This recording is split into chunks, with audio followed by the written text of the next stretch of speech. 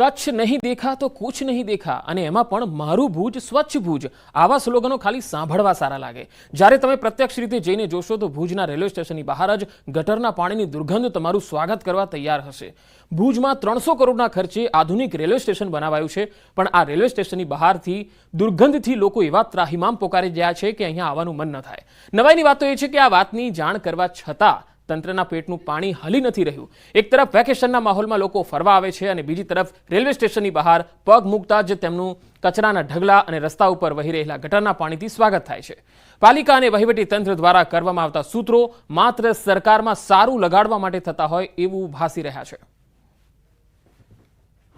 લોકોને તો ખૂબ તકલીફ પડી જ રહી છે લોકો સહન બી કરી રહ્યા છે અને આપણે એની સહનશીલતા કેટલી છે એ ચકાસી રહ્યા છે કારણ કે હવે જે કાંઈ અત્યારે અહીંયા વાહન વ્યવહાર બંધ થઈ જાય એટલે આજુબાજુની સોસાયટીઓ છે એમાંથી વાહન વ્યવહાર જાય છે ત્યાં પણ નાના મોટા અકસ્માત થઈ રહ્યા છે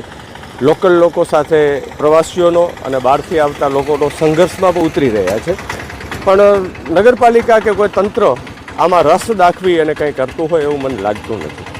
તકલીફ પ્રવાસીઓને જામ પડે છે આમ ફરીને જવું પડે છે તે છતાં ગટરનું કામ નથી થતું અકસ્માત થયા છે ત્યાં મોટા મોટા ખड्डा છે આ સમસ્યા અટતી જ નથી અહીંયાથી ને બિચારા કોઈ વાંધો ઠીક માણસ પગે નથી ચાલી શકતો કાલે 2-3 વિડીયો વાયરલ થયા બિચારા પગે જતા હતા એ પડી ગયા પગે જતા હતા વિચાર કરો બિચારો વચમાંથી ફૂટપાથી ઉપર સાયકલ લઈને આવતો હતો એમાં ખાડો હવે આ નગરપાલિકા ક્યારે જાગશે મને એ ખબર નથી પડતી માણસ મરી ગયા છે ત્યારે આવશે પેસેન્જર બધું આ બધા રેલવે સ્ટેશનથી આવે છે બધા પ્રવાસી હવે એને ફેરો કરીને જવું પડે છે ઘણું દૂર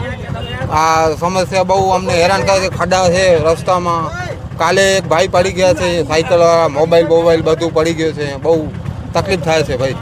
કચ્છ નહીં દેખા તો કુછ નહીં દેખાના સ્લોગન સાથે હજારો પ્રવાસીઓ છે તે કચ્છમાં આવી રહ્યા છે પરંતુ એક બાજુ જ્યારે પ્રવાસીઓ અહીંયા કને ફરવા માટે આવી રહ્યા છે તો બીજી તરફ કચ્છમાં જે સુવિધાનો અભાવ છે તેની ખોટી છાપ લઈને અહીંથી પ્રવાસીઓ જઈ રહ્યા છે હાલ મારી પાછળના આપણે દ્રશ્યો બતાડીશ કે આ ભુજ શહેરના જે જિલ્લાનું મથક આવેલું છે ભુજ શહેર ત્યાંના રેલવે સ્ટેશન બહારના આ દ્રશ્યો આપ જોઈ રહ્યા છો કે અહીં કને ગટરની સમસ્યા છેલ્લા 2 વર્ષથી ગટરની સમસ્યાથી લોકો ત્રાહિમામ પોકારી ઉઠ્યા છે તો બીજી બાજુ જે પ્રવાસીઓ આવે છે તે પણ રેલવે સ્ટેશનમાં ઉતર્યાની સાથે જ તેઓને ગટરના આ દ્રશ્યો છે તેનો સામનો કરવો પડે છે જે રીતે ગટરની સમસ્યા છે કે તળાવ ભરેલું છે ગટરનું તે અહીં કને જોવા મળે છે એટલે ચોક્કસથી વાત કરી કે પ્રવાસીઓ જે અહીં કને આવે છે તે ભુજની ખોટી છાપ લઈને અહીંથી જઈ રહ્યા છે કારણ કે જ્યારે પ્રવાસીઓ અહીં ઉતરે છે ત્યારે સર્વપ્રથમ તેઓને ગટરના જ છે તે દર્શન કરવા પડે છે મેહુલ સોલંકી ન્યૂઝ 18 ગુજરાતી કચ્છ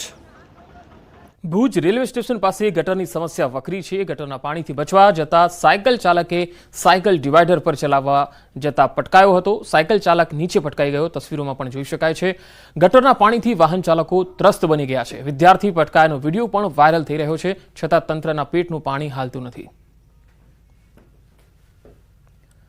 તો ભુજની આ તસવીર છે કચ્છ નહીં દેખા તો કુછ નહીં દેખા આ ગંદકી જોવી હોય તો તમને આખા ગુજરાતમાં કચ્છના ભુજ રેલવે સ્ટેશનની બહાર મળશે અને એટલા માટે સ્લોગનમાં વિરોધાભાસ લોકો કહી રહ્યા છે કે કચ્છ નહીં દેખા નહીં આ ગંદકી તમે આવી માત્ર કચ્છમાં જ જોવા મળશે આ 4 અલગ અલગ તસવીરો જુઓ એક સુરતની પહેલી તસવીર છે કે જ્યાં વગર વરસાદે પાણી નહેરનું છે બહાર આવી ગયું અને રસ્તા ઉપર વહી નીકળ્યું તંત્રના પેટનું અહીં પણ પાણી નથી હાલતું સુરેન્દ્રનગરમાં તો પહેલેથી જ અહીંયા એટલી ગંદકી છે કે વહીવટી તંત્ર હોય કે સ્થાનિક જનપ્રતિનિધિ કોઈને કોઈ રસ જ નથી વોટ માંગવા ખાલી અને ભુજ અને કચ્છમાં તો સ્લોગન જે આપેલું છે કચ્છ નહીં દેખા તો કુછ નહીં દેખા એના વિરોધાભાસ દેખાય છે તસવીરો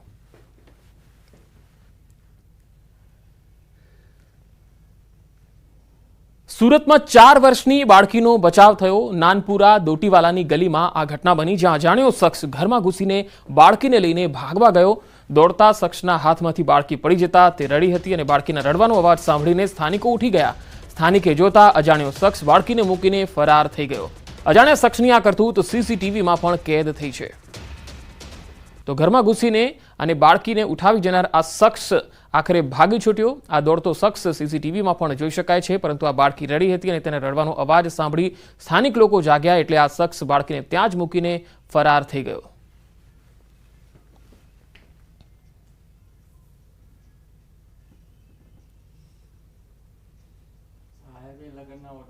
નાના બાળકોને કેરટેકરના ભરોસે મૂકીને જતા વાલીઓ માટે આ ચેતવા સમાન કિસ્સો છે. વલસાડમાં વાલીઓ માટે લાલબત્તી સમાન એક કિસ્સો સામે આવ્યો. કેરટેકર મહિલા માતા પિતાની ગેરહાજરીમાં માસૂમ બાળકીને માર મારતી હોવાના સીસીટીવી સામે આવ્યા. પોતાના વ્યવસાયમાં વ્યસ્ત રહેતા તબીબ દંપતીએ પોતાની 3.5 વર્ષની બાળકીના સારસંભાળ માટે એક મહિલાને રાખી. એક દિવસ ઘરના હાલ જાણવા તબીબે પોતાના મોબાઈલમાં ઘરના સીસીટીવી કેમેરાને વોચ કરી રહ્યા હતા. સીસીટીવીમાં પોતાની માસૂમ બાળકીને કેરટેકર મહિલા મારતી હોવાના દ્રશ્યો જોયા. હાલ તબીબ દંપતીએ પોલીસને સીસીટીવી સોંપી કેરટેકર મહિલા સામે ફરિયાદ દાખલ કરી છે. સીસીટીવી ફૂટેજના આધારે હવે તપાસ ચાલી રહી છે.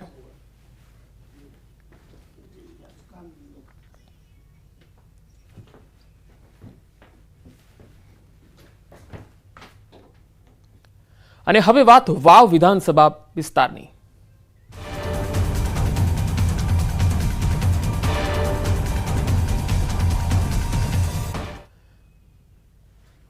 વાવ પેટા ચૂંટણીના પ્રચાર માટે ગણતરીના કલાકો બાકી છે. આવતીકાલે સાંજે વાવમાં પ્રચાર પડઘમ શાંત થશે. વાવમાં પ્રચાર માટે હવે પક્ષો પાસે 2 દિવસનો સમય બાકી છે.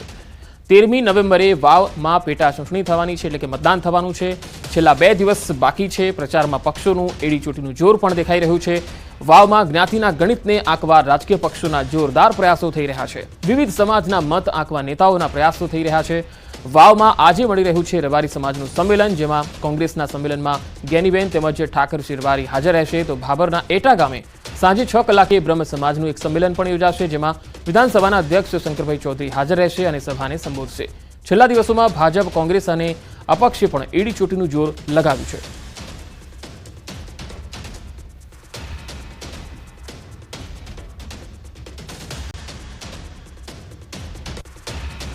અને હાલ એક મહત્વપૂર્ણ ખબર આવી રહી છે. ભાજપે પક્ષ વિરોધી પ્રવૃત્તિ કરનારને સસ્પેન્ડ કર્યા છે. બનાસકાંઠા જિલ્લાના 5 આગેવાનોને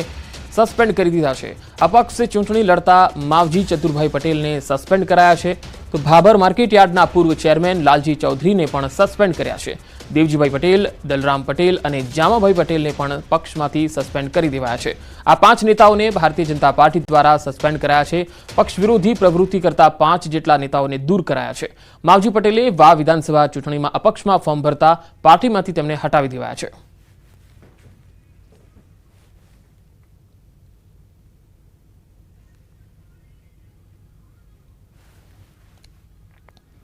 તો વાવની પેટા ચૂંટણીમાં ઉમેદવારોના વચનોની લહાણી પણ જોવા મળી છે. કોંગ્રેસ ઉમેદવાર ગુલાબસિંહ રાજપૂતે નિવેદન આપ્યું, જીતીશ તો ગૌ માતાને રાજ્ય માતાના દરજ્જાનું બિલ લાવીશ.